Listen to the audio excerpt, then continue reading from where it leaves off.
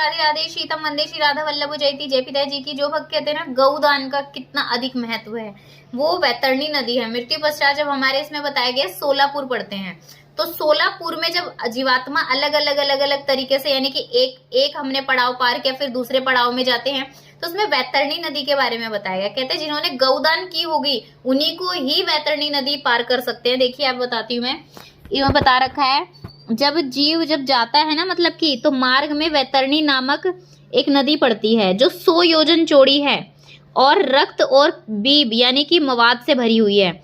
जब वो मृतक नदी के तट पर पहुंचता है तो वहां पर वैसे ही वहां पर नाव वाले होते हैं, मल्लाह जो होते हैं, तो वो देखकर कहते तुमने वैतरणी नदी अगर वैतरणी में अगर गौ का दान किया है तो नाव पर सवार हो जाओ, अगर गौ का दान किया है तो।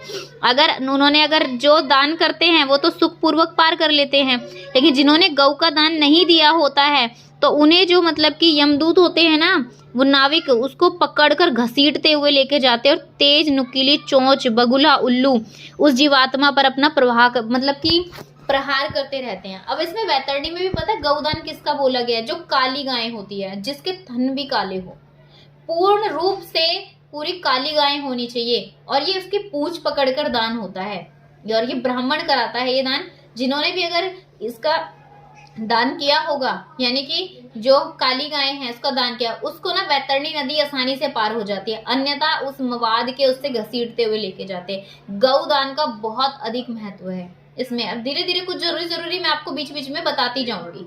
सभी को राधे राधे। शीतम वंदे श्री राधा वल्लभ जयती। जय पिताजी की।